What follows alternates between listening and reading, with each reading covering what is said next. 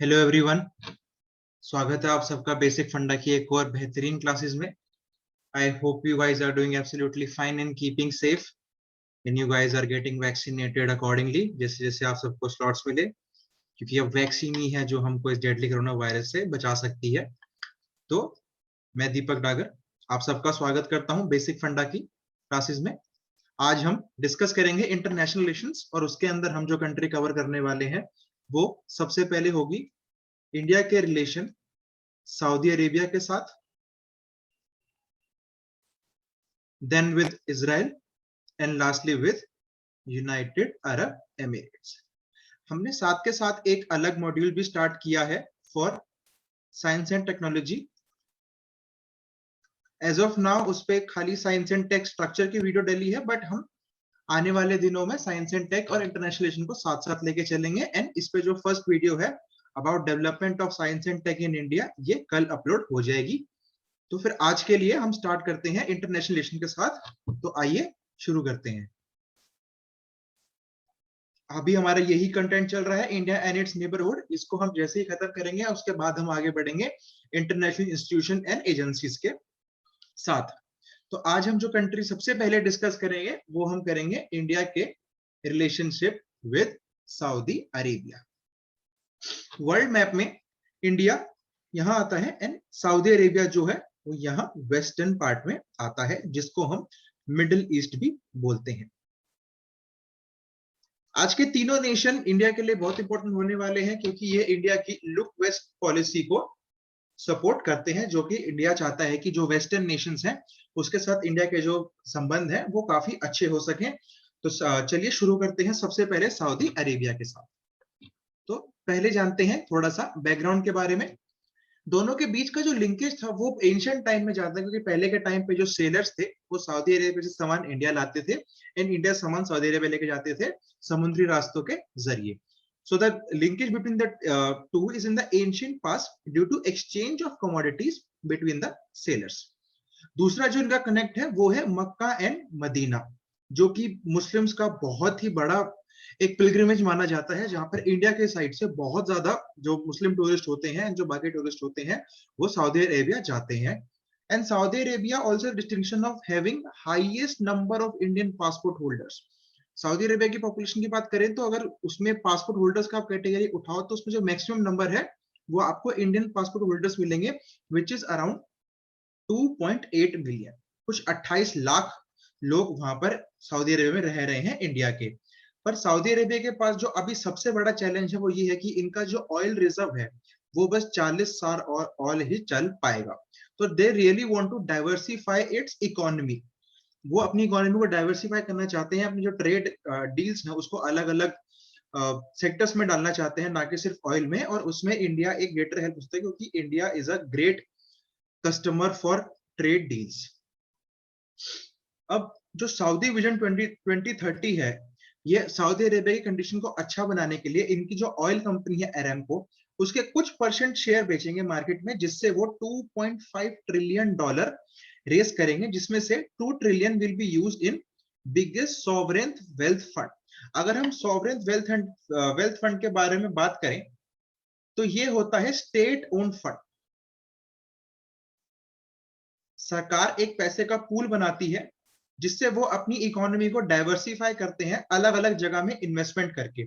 ये इन्वेस्टमेंट हो सकती है स्टॉक्स में, बॉन्ड्स में, या फिर रियल एस्टेट में, और इनसे फिर सरकार को इंटरेस्ट मिलता है, जिससे वो फ्यूचर के लिए भी जो वेल्थ होती है उसको जनरेट कर पाते हैं। तो this is a short crisp meaning of sovereign wealth fund. तो जो इसमें से 2 ट्रिलियन आएगा उसको Saudi Arabia sovereign wealth fund में यूज करेगी। सऊदी अरेबिया जो है वो एक किंग अब्दुल्ला इकोनॉमिक सिटी, ये किंग अब्दुल्ला इकोनॉमिक सिटी बना रही है बीच समंदर में, डीप इनसाइड द सी। और यहां से जो अफ्रीकन कॉन्टिनेंट है वो भी इनको पास पड़ेगा। तो they are making this King Abdullah economic city. और उनके पास अभी 100 year of shale gas reserve जो है वो यूएस के पास अब आ गया है। US has 100 year of shale gas reserve. तो उनकी जो डिपेंडेंसी थी सऊदी अरेबिया पे वो भी अब खत्म हो गई है। तो this is there second biggest challenge. First was कि उनके पास जो ऑयल रिजर्व है वो खाली 40 इयर्स का बचा है। सेकंड इज की जो यूएस की उन पे डिपेंडेंसी थी वो भी खत्म हो गई है।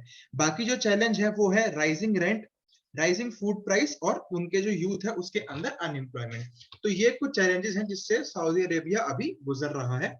आगे चल के हम बात करते हैं इंडिया और यूएस के, इंडिया और सऊदी अरेबिया के बीच में क्या क्या इरिटेंट्स रहे।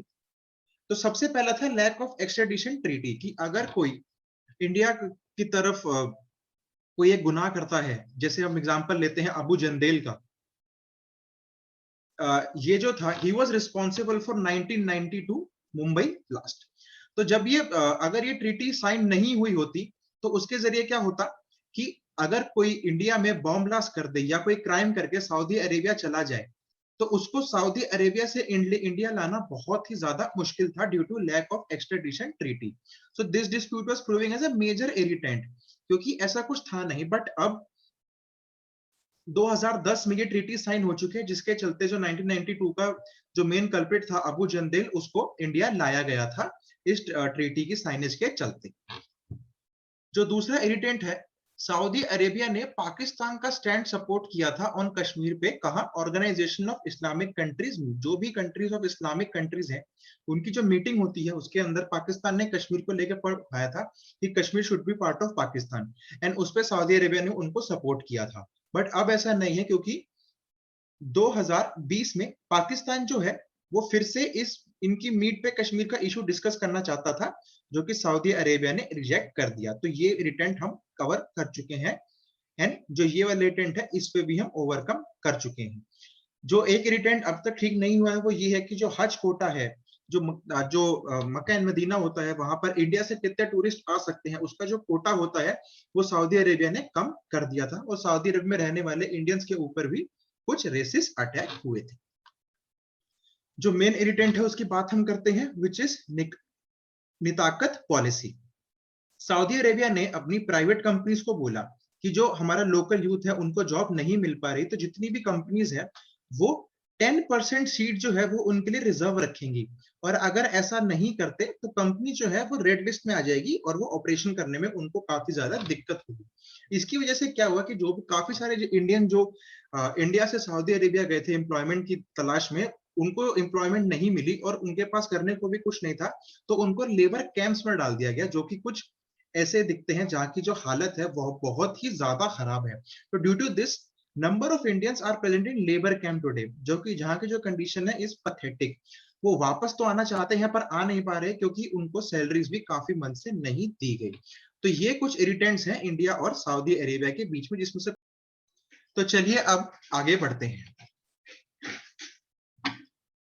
आगे बढ़ते हुए अगर हम बात करें तो इरिटेंट्स कवर हो चुके हैं। अब बात करते हैं इंडिया और सऊदी अरेबिया के बीच में क्या क्या डेवलपमेंट्स हुई हैं। सबसे पहले बात करते हैं डेली डिक्लेरेशन के बारे में, फिर हम बात करेंगे Riyadh declaration, then memorandum of understanding. तो अगर हम डेली डिक्लेरेशन के बारे में बात करें तो ये साइन हुई थी 2006 में। इसके अंदर डिसाइड हुआ था, इसके अंदर बातें हुई थी exchanges of high level bilateral visits and consultants be intensified, कि इंडिया और सऊदी अरेबिया के बीच में ज्यादा एफर्ट किए जाएंगे कि जो हाई लेवल बायलेटरल विजिट होती है कंसल्टेंट और जो वहां के डिप्लोमेट्स होते हैं उनको ज्यादा बढ़ावा दिया जाएगा। सेकंड जो हुआ था वो ये था कि they need to intensify and coordinate bilateral regional global and corporation, कि वो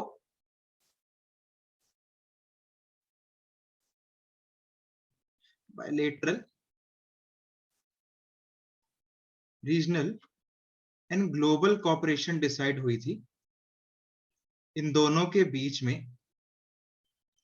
to combat and eradicate terrorism, कि टेररिज्म को दोनों कंट्री से निकालने के लिए हम ग्लोबल कॉर्पोरेशन करेंगे, रीजनल कॉर्पोरेशन करेंगे और बायलेटरल कॉर्पोरेशन करेंगे।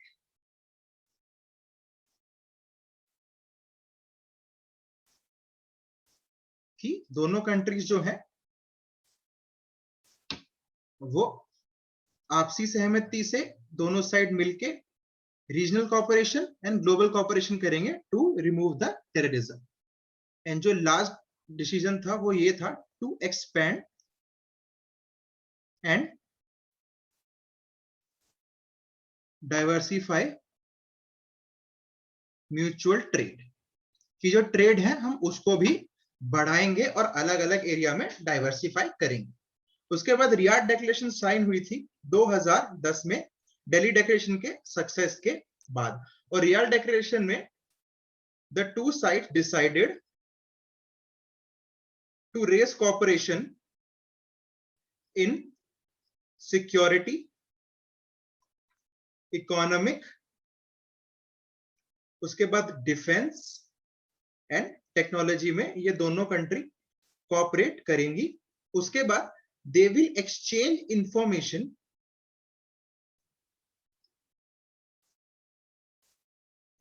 इंफॉर्मेशन किस किस चीज रिलेटेड, टेररिज्म को लेके अगर कोई इंफॉर्मेशन है, मनी लॉन्ड्रिंग को लेके अगर कोई इंफॉर्मेशन है, नार्कोटिक्स एंड ह्यूमन ट्रैफिक, इसको लेके ये दोनों आपस में इंफॉर्मेशन शेयर करेंगे। उसके बाद कुछ एमओयू साइन हुए थे 2016 में। ये एमओयू साइन हुए थे जब PM Modi visited Saudi Arabia. 2016 में जब पीएम मोदी सऊदी अरेबिया गए थे तब कुछ एमओयू साइन हुए थे। ये थे, पहला cooperation in the field of labor, second cooperation in the field of handicrafts, then third was technology, and then last was financial intelligence। इनको लेके एमओयू साइन हुए थे 2016 में। उसके बाद आगे आती है रियाद मेट्रो। जो इंडिया की कंपनी है लार्सन एंड ट्यूब्रो, इसको एग्रीमेंट मिला था for the establishment of Riyadh metro, establishment of Riyadh metro, जो कि कुछ ऐसी दिखने वाली है। आगे बात करते हैं मल्टीलिंगुअल हेल्पलाइन के ऊपर। ये डिसाइड हुआ था कि रियाद में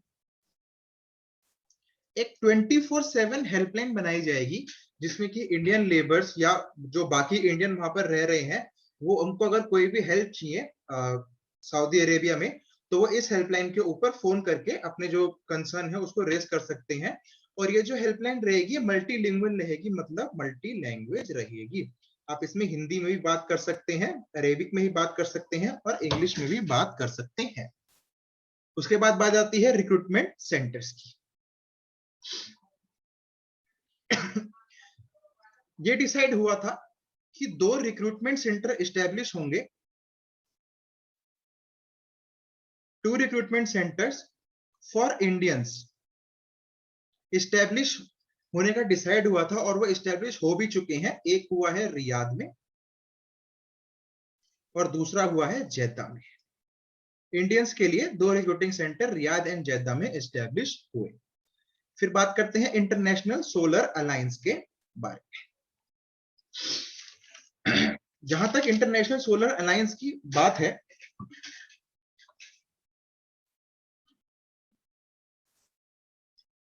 sorry for the glitch guys. तो जहां तक इंटरनेशनल सोलर अलायंस की बात है, जब 2019 में सऊदी अरेबिया के जो क्राउन प्रिंस हैं मोहम्मद बिन सलमान, वो जब आए थे India, when he visited India, तो सऊदी अरेबिया पार्ट बना था इंटरनेशनल सोलर अलायंस का, जिसका ये लोगो है। Ratnagiri oil refinery and petrochemical. ये इंडिया और सऊदी अरेबिया के बीच में ये डिसाइड हुआ था कि सऊदी अरेबिया की जो ऑयल कंपनी है अरेमको,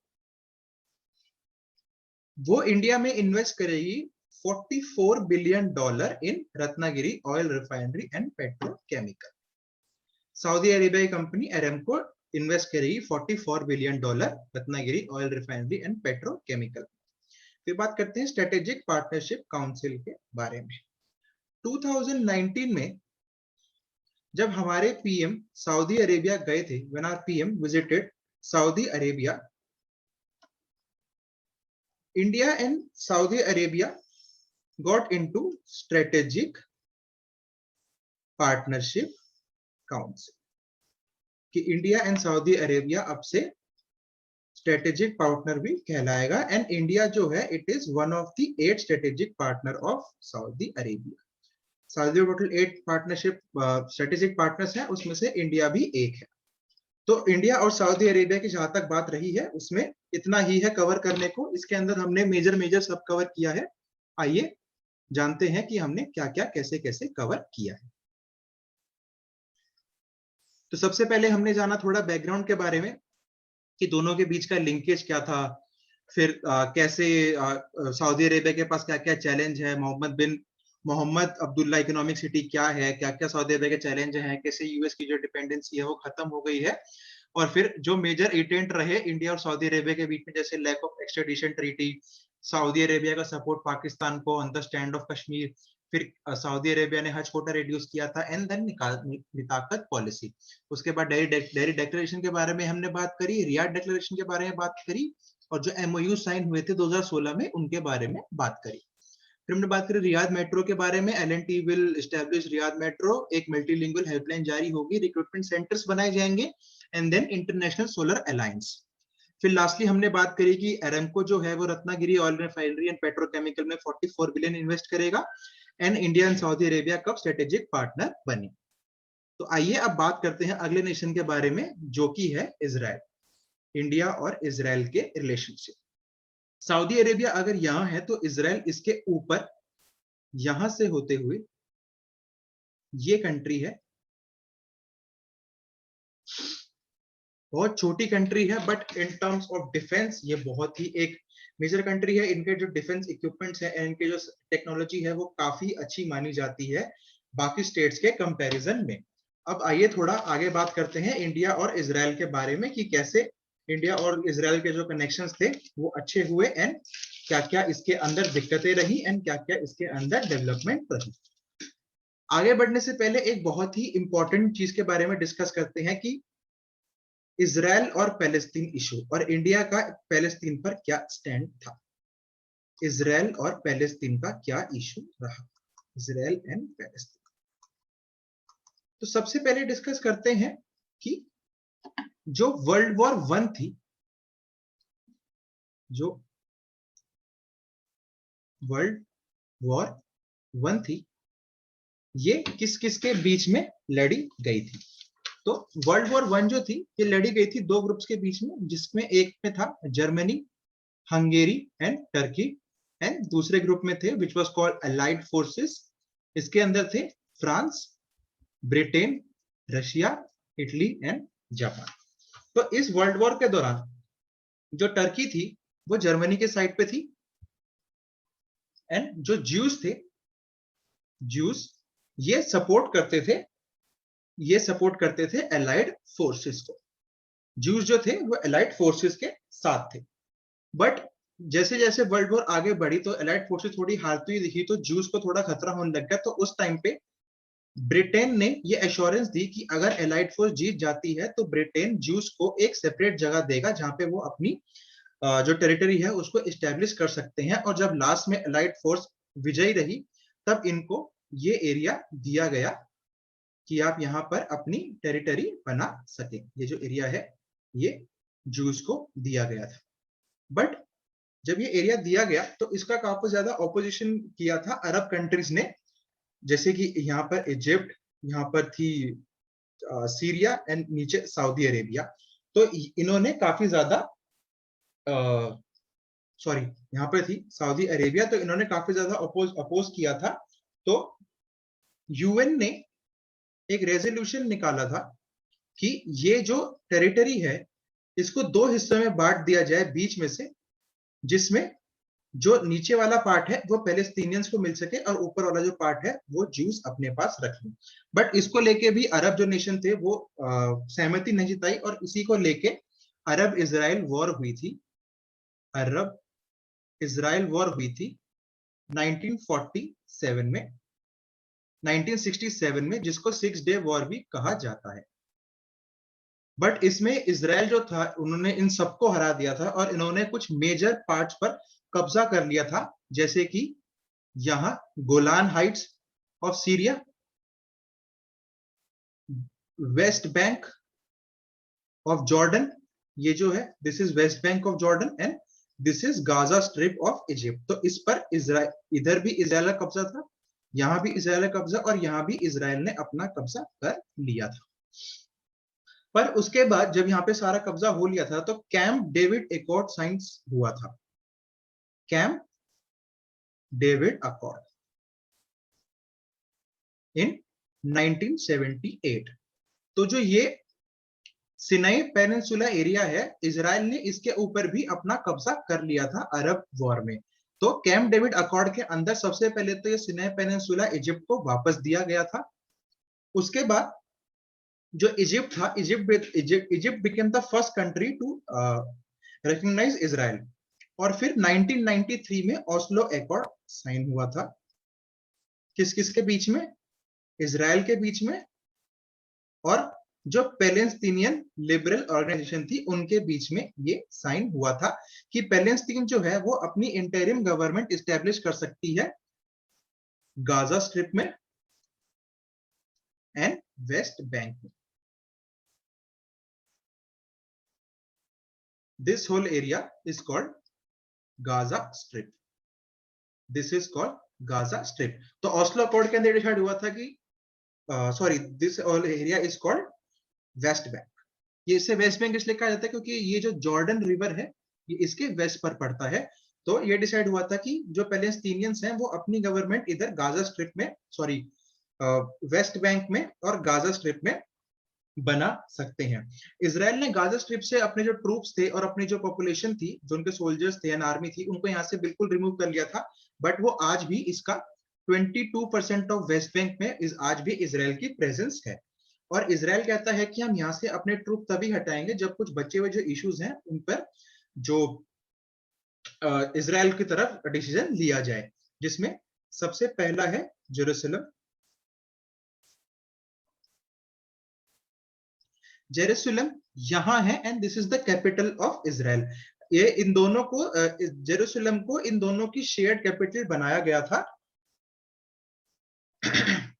पर दोनों कंट्रीज बोलती हैं, जैसे पैलेस्टीनियंस बोलते हैं कि इजराइल हमारी कैपिटल है एंड जो इजराइल बोलती है वो बोलती है कि जेरूसलम हमारी कैपिटल है। तो इजराइल ये कहता है कि हम वेस्ट बैंक से अपने सारे जो ट्रूप्स और जो हमारी अभी प्रेजेंस है उसको तब हटाएंगे जब जेरूसलम को इजराइल की इकलौती कैपिटल बनाया जाए। और जब मिस्टर ट्रंप ने भी ये बोला था कि Jerusalem is the capital of Israel, mister Trump ने ये एक स्टेटमेंट दी थी कि जो जेरूसलम है वो इजराइल की कैपिटल है, तब ही वाज कंप्लीटली आइसोलेटेड। और उन्होंने फिर 2019 में भी ये प्रपोजल दिया था कि जेरूसलम को इजराइल की अनडिवाइडेड कैपिटल बना दिया जाए। दूसरा है जूइश सेटलमेंट।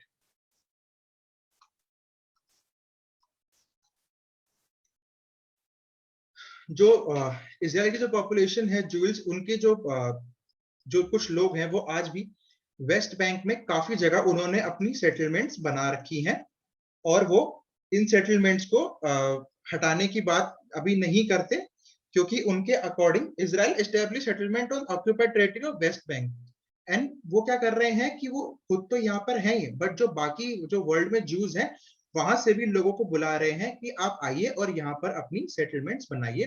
तो ये एक मेजर इश्यूज है। मिस्टर ट्रंप ने इस पर भी एक प्रपोजल दिया था कि अभी जो है वो अभी इजराइल की सेटलमेंट वेस्ट बैंक से ना हटाई जाए एंड जो इजराइल है वो और कोई सेटलमेंट नहीं बनाएगा आने वाले 4 साल तक। तो ये second proposal of mister Trump थी कि अभी जो सेटलमेंट है इसराइल की वेस्ट बैंक में उनको लेकर कोई बातचीत ना हो, उनको वैसे का वैसे ही रहने दिया जाए, और जूज और इसराइल जो है वो आगे 4 साल तक कोई भी अपनी पॉपुलेशन की यहाँ पर सेटलमेंट नहीं बनाएगा।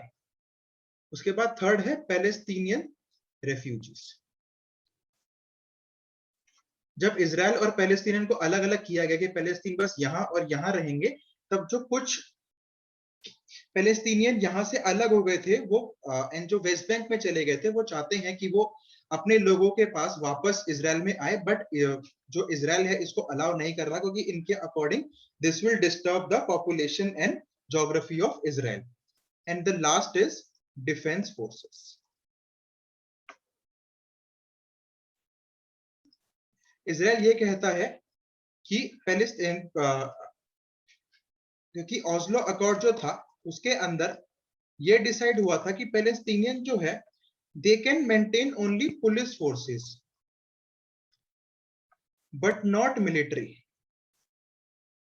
बट ये जो है इस पे पैलेस्टीनियंस ने बहुत ही मेजर अपोजिशन दिखाई थी, तो ये भी एक इनके बीच में इशू है। तो इंडिया एंड पैलेस्टीन का issue, sorry, Israel and Palestinian का इशू यही सब है कि कैसे कैसे इजराइल ने सारे पैलेस्टीनियंस को अपने एरिया से बाहर किया, एंड अभी कहां पैलेस्टीनियन रिजाइड करते हैं, और उसमें भी इजराइल की कहां कहां सेटलमेंट है, जेरूसलम को लेके क्या इशू है, एंड पूरा जो इजराइल पैलेस्टीनियन कंसेप्ट है, कॉन्फ्लिक्ट है, उसको हम इस डायग्राम एंड डिस्क्रिप्शन के साथ समझ सकते हैं। एंड जो लास्ट जो मिस्टर ट्रंप ने प्रपोजल दिया था वो ये दिया था कि वेस्ट बैंक से लेके गाजा स्ट्रिप तक एक टनल बनाई जाए for the movement of traffic from West Bank to Gaza strip, क्योंकि यहाँ भी पैलेस्टीनियंस रिसाइड करते हैं एंड यहाँ भी पैलेस्टीनियंस रिसाइड करते हैं। हालांकि ये टनल अभी इसको लेके कुछ भी ज्यादा अपडेट्स आए नहीं है, क्योंकि पैलेस्टीनियन का मानना है कि अगर हम इजराइल से होते हुए कोई टनल पास करते हैं तो यहाँ पर खतरा है कि इजराइल में ब्लो दिस टनल।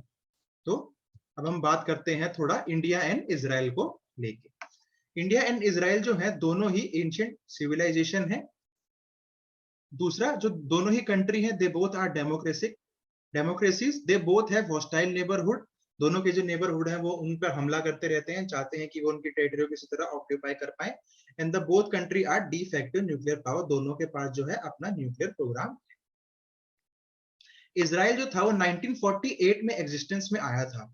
उस टाइम पे एल्बर्ट आइंस्टाइन ने महात्मा गांधी जी को बोला था कि आप सपोर्ट करें यूएन का resolution for formation of Israel, but उस टाइम पे महात्मा गांधी जी ने ये कहा था कि Jews have committed a big mistake by imposing them on Palestinian, कि Jews ने पैलेस्टीनियन पर अपना जो हक है उसको थोपा है, वो उन्होंने बहुत गलत किया है। There should have been an equal distribution of territory between the Jews and Palestinians. Israel was recognized by India in 1950. 1950 में इंडिया ने इजराइल को रिकॉग्नाइज कर लिया था, बट जो दोनों के बीच के जो डिप्लोमेटिक टाइज थे वो 1993 में ही शुरू हुए, और जब ओस्लो अकॉर्ड हुआ उसके बाद ही। अब दोनों के बीच में डेवलपमेंट और एग्रीमेंट की बात करते हैं। 1962 में जब इंडिया और चाइना का एग्रेशन वॉर हुआ था, उस टाइम पे आर्म्स एंड एम्यूनिशन सप्लाई करे गए थे इजराइल की तरफ से इंडिया को। 1967 में जब अरब 6 डेज वॉर हुई थी, तब इंडिया ने भी इजराइल को माइजरी एंड ऑर्गन एयरक्राफ्ट के स्पेयर पार्ट्स और AX-13 टैंक के स्पेयर पार्ट्स प्रोवाइड करे थे, क्योंकि उस टाइम तक इंडिया और इजराइल डिप्लोमेटिक टाइज में नहीं आए थे, तो they could not have shared the military assistance. जब तक आप डिप्लोमेटिक टाइज अपने एस्टेब्लिश नहीं करते हैं फॉर्मल, तब तक आप मिलिट्री असिस्टेंस नहीं दे पाते। इसीलिए इंडिया ने स्पेयर पार्ट प्रोवाइड करे थे, जिससे कि वो खुद अपने जो एयरक्राफ्ट एंड टैंक है उसको फटाफट बिल्ड कर सके।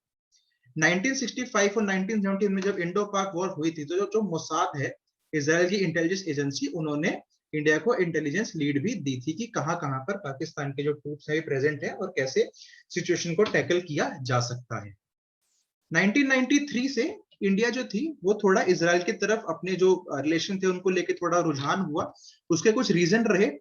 पहला जो रीजन था, जो इंडिया रशिया से मिलिट्री स्पेयर पार्ट मांग रहा था, उसमें रशिया काफी डिले कर रहा था। Second was benefit of US and Israel defence equipment against China.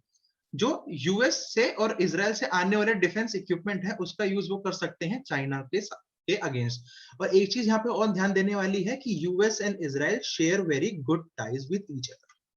They have very good ties with each other. Third था काउंटर टेररिज्म। टेररिज्म को काउंटर करने में भी इजराइल काफी हेल्पफुल था, क्योंकि उनकी जो टेक्नोलॉजी है और जो डिफेंस टेक्नोलॉजी है वो काफी ज्यादा अच्छी है। उसके बाद इजराइल ने इंडिया को हेल्प करी ड्राई लैंड फार्मिंग की टेक्नोलॉजी में। ड्राई लैंड फार्मिंग टेक्नोलॉजी क्या होती है कि dry land farming encompasses specific agriculture technique for the non irrigated cultivation of crop। ये क्रॉप्स को किसी इस तरह उगाते हैं जिसमें पानी का जो यूज होता है वो काफी कम किया जाता है। This farming is associated with dry land, ऐसे एरिया जहां पर पानी जो बहुत कम आता है, एंड इस ऐसे एरिया सूखा पड़ने के ज्यादा यहाँ पर ज्यादा आसार रहते हैं। These area are prone to drought and those having scarce water resources। तो इसमें ये क्या करते हैं कि जो क्रॉप्स हैं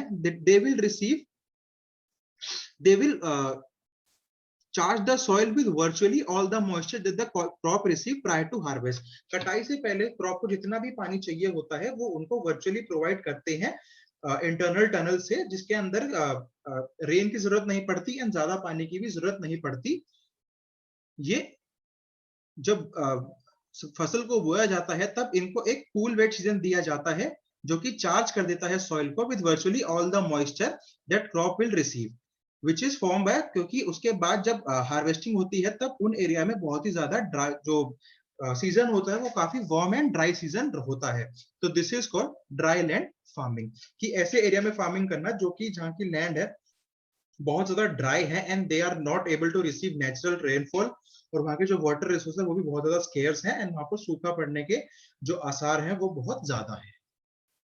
उसके बाद अगर हम डेवलपमेंट की बात करें तो इंडिया को इजराइल ने ड्रिप एंड स्प्रिंकल इरिगेशन की टेक्नोलॉजी भी प्रोवाइड करी थी।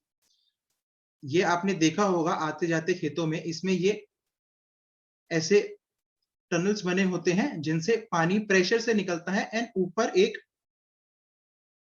ऐसे ब्लेड्स घूम रहे होते हैं जो कि continuous to and fro movement करते हैं, जिससे पानी जो होता है वो काफी दूर तक स्प्रिंकल होता है, जिससे कि फसल ज्यादा कवर होती है बट पानी का जो यूज होता है वो बहुत कम होता है। So this was known as drip and sprinkle irrigation.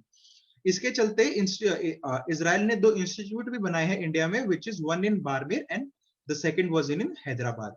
उसके बाद इंडिया ने साइन करी इंडो इजराइल एग्रीकल्चर प्रोजेक्ट 2006, जिसके अंदर जो इजराइल है various centre of excellence establish करेगा with the objective of platform for rapid transfer of technology to Indian farmer, जिसके अंदर क्रॉप डाइवर्सिटी के बारे में उन्हें बताया जाएगा, कैसे कल्टीवेशन की टेक्निक को बढ़ा सकते हैं, पानी के यूज को कैसे ऑप्टिमाइज किया जाए, एंड जो एक्टिविटी के एरिया है वो रहेंगे पोस्ट हार्वेस्ट मैनेजमेंट, कटाई के बाद कैसे मैनेज किया जाए, irrigation and fertigation technique and plant protection की प्लांट को कैसे प्रोटेक्ट किया जाए, then pollination technique and water management technique. अब इसके बाद आती हैं कुछ डील्स, उन डील के बारे में हम बात करते हैं, जिसके अंदर सबसे पहले जो डील है which is falcon radar deal. तो आइए बात करते हैं अब फाल्कन रेडार के बारे में, जो कि डील साइन हुई थी 2004 में। अब फाल्कन रेडार जो है वो ऐसा दिखता है जो कि एयरक्राफ्ट के आगे लगाया जाएगा, एंड फाल्कन इज अ एवॉक्स सिस्टम। एवॉक्स का मतलब होता है airborne warning and control system. इसकी हेल्प से जो एयरक्राफ्ट के अंदर बैठा हुआ पायलट है वो डिटेक्ट कर सकता है लो फ्लाइंग एयरक्राफ्ट, जो कि एयरक्राफ्ट नीचे उड़ती हैं at a height of 370 kilometre, उनको भी बहुत आसानी से डिटेक्ट कर सकता है कि दुश्मन की अगर कोई ऐसी एयरक्राफ्ट है या एयरफोर्स की जो उनकी प्लेन है जो कि बहुत ही नीचे उड़ रही है टू हैम्पर आर ज्योग्राफी, या अगर हम पे कुछ बम्बार्टमेंट करना चाह रहे हैं तो वो उसको बहुत ही आसानी से डिटेक्ट कर सकता है, and they can also target high altitude. High altitude में भी ये अपना टारगेट आराम से सेट कर सकते हैं। ये फाल्कन जो है ये माउंट किया जाएगा इस एयरक्राफ्ट के ऊपर, जिसका नाम है इल्यूशन 76। इल्यूशन 76, और ये हमको प्रोवाइड करेगा रशिया।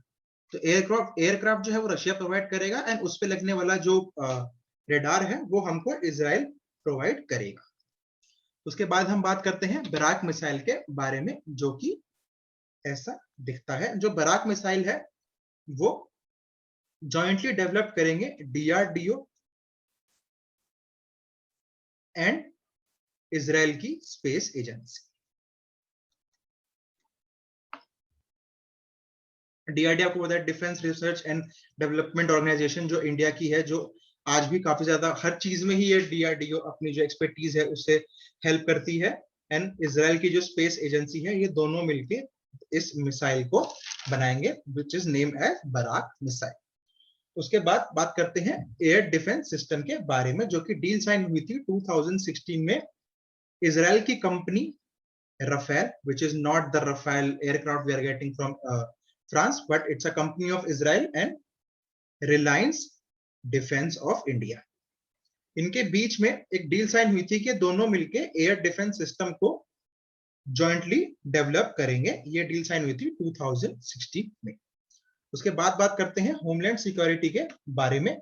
ये सब समझौता हुआ था 2014 में, जो डील 2014 में साइन हुई थी। इस डील के according cooperation India and Israel will cooperate in the field of policing. जो यूपीएससी क्लियर करने के बाद जो आईपीएस ऑफिसर होते हैं, इनको इजराइल भेजा जाता है for policing training, then forensics, and then last is counter terrorism. इन तीन फील्ड में कॉपरेशन को लेके ये डील हुई थी होमलैंड सिक्योरिटी इन 2014। उसके बाद जो पीएम मोदी थे, he was the first Indian PM to visit Israel after the Oslo Accord, which was in 1993. उस टाइम पर MOU साइन हुए थे for establishment of optical link between GEO and LEO. GEO and LEO is geo stationary earth orbit and geo stationary earth orbit and lower earth orbit. तो इसके जो GEO पर जो satellites हैं which are orbiting at a height of 35,000 plus kilometer, and जो लियो orbit में satellites हैं which are revolving at a height of around 160 to 1000 kilometre, तो इन दोनों सैटेलाइट्स को हम लिंक करेंगे एंड इसके लिए MOU साइन हुआ था, optical link between GEO and Leo satellites. उसके बाद then other MOU was signed for establishment of research and development innovation fund, and the last MOU was signed for water conservation. उसके बाद जब 2018 में Israel के PM Benjamin Netanyahu India आए थे, तब भी कुछ MOU साइन हुए थे which was for cooperation in the field of cyber security, air transport, homeopathy, solar thermal technology and metal air batteries. तो जहां तक इंडिया इजराइल के बारे की बात है, उसमें इतना ही कवर करना है हमको इंडिया एंड इजराइल के बीच में, जिसमें हमको पढ़ना है पहले तो इजराइल और पैलेस्तीन का क्या इशू रहा। उसके बाद इंडिया और इजराइल की जो मेजर डील्स रही, एंड जो याद रखने वाली बात है वो जो डिफेंस डील्स, क्योंकि डिफेंस में डील्स काफी ज्यादा हुई हैं। अब एक बात और याद रखनी है कि जब पीएम मोदी यहां गए थे इजराइल में, तब काफी ज्यादा क्रिटिसिज्म मिला था, और जो वेस्टर्न मीडिया थी उन्होंने ये भी बोला था कि इंडिया की जो फॉरेन पॉलिसी है उसके अंदर परसेप्शन शिफ्ट हो गया है, क्योंकि पीएम मोदी जो है वो इजराइल तो गए बट वो पैलेस्तीन नहीं गए। तो इसको लेके काफी ज्यादा क्रिटिसिज्म मिला था, बट इसको ओवरकम करने के लिए 2018 में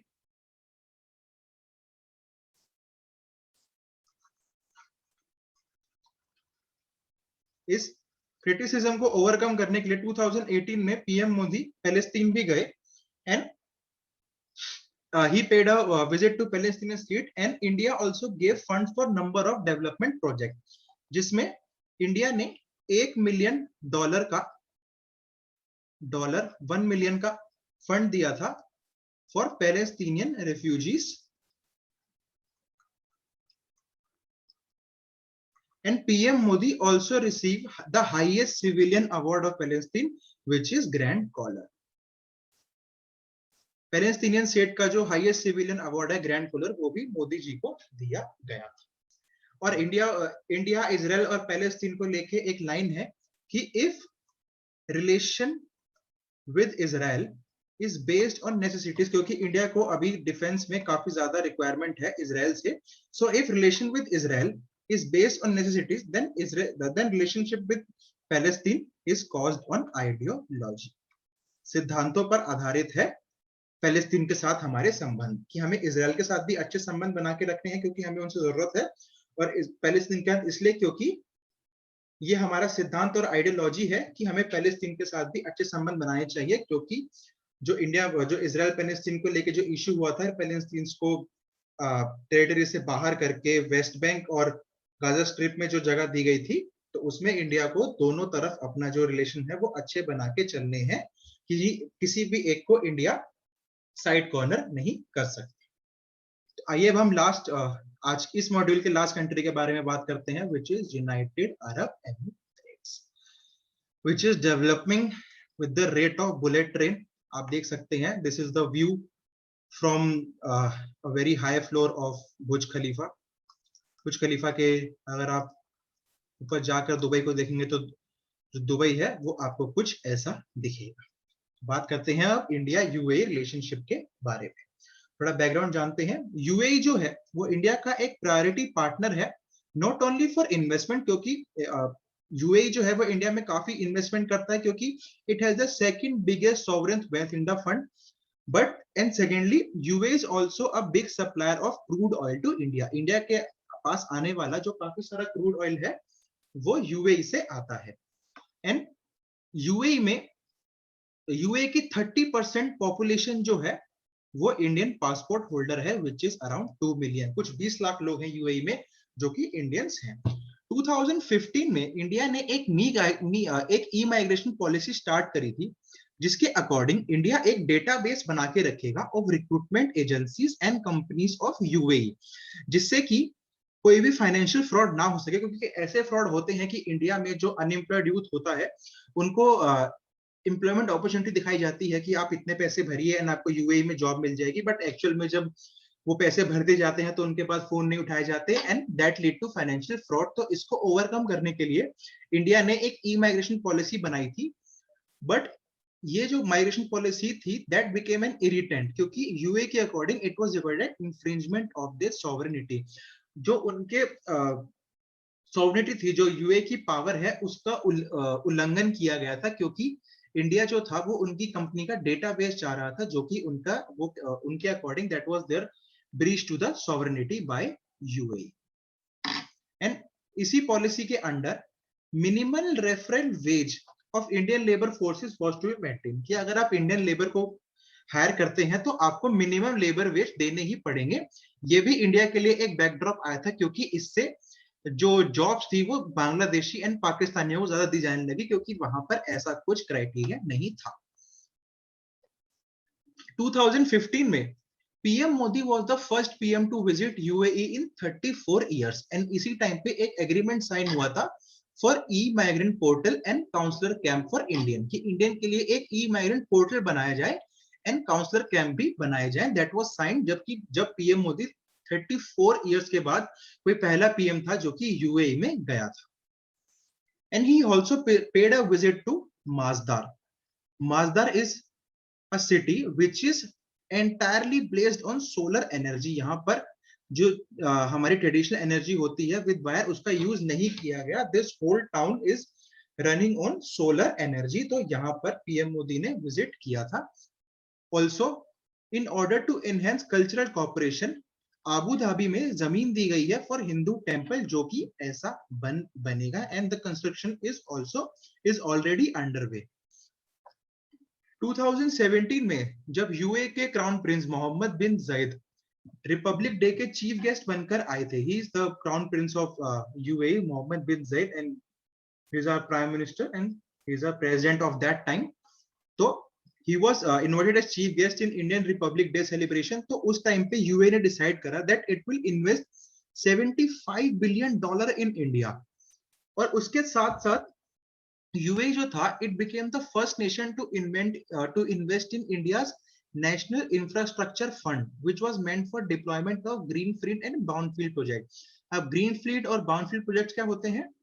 Greenfield projects are those which are meant for development on a completely vacant site. कोई जगह एकदम खाली है, उस पे जो डेवलपमेंट होगी उसको बोलते हैं ग्रीन फील्ड प्रोजेक्ट। एंड जो ब्राउन फील्ड होते हैं that carries constraint of related to current site of the state.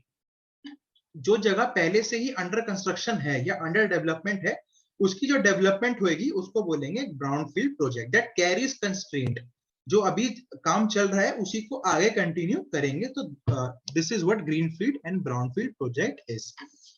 An agreement were also signed in for the cooperation in the field of maritime transport, जो उनकी समुद्री रास्ता है उसके अंदर कॉपरेट करेंगे इंडिया एंड यूएई। डिफेंस के अंदर कॉपरेट करेंगे and also to counter the terrorism and oil and gas storage को लेके भी इन दोनों के बीच में कॉपरेशन होगा। तो ये सब साइन हुए थे जब यूएई के crown Prince Mohammed bin Zayed Republic day में आए थे इन 2017। उसके बाद आज जो यूएई है वो इंडिया का थर्ड बिगेस्ट ट्रेडिंग पार्टनर है with bilateral trade of $60 billion. 2018 में दोनों ने करेंसी स्वैपिंग एग्रीमेंट साइन किया to use domestic country for export and import and at predetermined rate, की पहले से ही हम रेट डिसाइड कर लेंगे एंड आने वाले टाइम में उस रेट पर इंपोर्ट एंड एक्सपोर्ट किया जाएगा। इससे होगा क्या कि जो हमारी बाकी देश पर डिपेंडेंसी है जैसे कि चाइना, उसको हम काउंटर कर पाएंगे।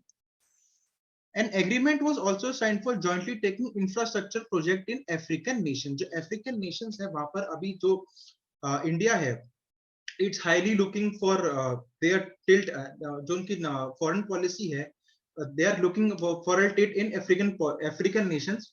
इधर इंडिया का इंटरेस्ट अभी काफी ज्यादा आ गया है, इसके बारे में हम बात करेंगे when we'll discuss about India and African nations। तो इसमें UAE and India both have signed agreement for jointly taking infrastructure project. दोनों कंट्रीज मिलके जो अफ्रीकन नेशन का इंफ्रास्ट्रक्चर है उसको डेवलप करेंगे। हिंदी जो है वो यूएई की थर्ड ऑफिशियल लैंग्वेज बन चुकी है, so this is a major success for India. 2019 में पीएम मोदी को ऑर्डर ऑफ जायद मिला था which is the highest civilian award of UAE. 2020 में दोनों रेसिप्रोकल नेशन बने mainly to check financial fraud. Civil decrees of UAE would now be enforced in India and vice versa. Agreement is in line in section 44 of Code of Civil Procedure। तो अब हम बात करते हैं दो term के बारे में which is called reciprocal nation क्या होता है and civil decrees क्या होता है। तो आइए अब इनके बारे में बात करते हैं। तो जहां तक बात है रेसिप्रोकल नेशन के बारे में, इसका मतलब होता है कि अगर एक nation, if a nation A makes an effort of development for nation B, then same effort should be reciprocate from B to A। कि अगर यूएई कोई स्टेप उठाता है इंडिया के साथ अपने टाइज को अच्छा करने के लिए, तो इंडिया को भी ऐसे टाइज उठाने पड़ेंगे to strengthen their ties with UAE। So this is called reciprocal nation। And civil decree की बात की जाए तो it's a legal term, but अगर उसको हम आसान शब्दों में समझे तो it's a formal expression which determine the interest of both the parties। Formal expression which determine the interest of both the parties। तो दोनों के जो इंटरेस्ट हैं वो मद्देनजर रखे जाएंगे एंड ये सेम इन्फोर्स होगा इंडिया में भी एंड वाइस वर्सा, कि इंडिया की जो सिविल डिक्री है that will be applied in UAE. So that's all about the development between India and UAE. And इसी के साथ हम अपने इस आज के मॉड्यूल को खत्म करते हैं जिसमें हमने पढ़ा India's relationship with Saudi Arabia, Israel and UAE. तो अगली बार जब हम मिलेंगे then we will discuss India relationship with Vietnam, France, Canada and Australia. ये चारों कंट्री हम अपने नेक्स्ट मॉड्यूल में कवर करेंगे एंड उसके बाद we will move to our close neighbours, जो हमारे जिनके साथ हम अपनी बाउंड्री शेयर करते हैं, उन नेबर्स की हम बात करेंगे उसके नेक्स्ट मॉड्यूल में। So that's all for today guys, thank you so much for the time. I'll meet you with our next module for these four countries. Till then, stay safe, stay happy. I'll take your leave for today. Thank you so much for your time. God bless. Bye bye.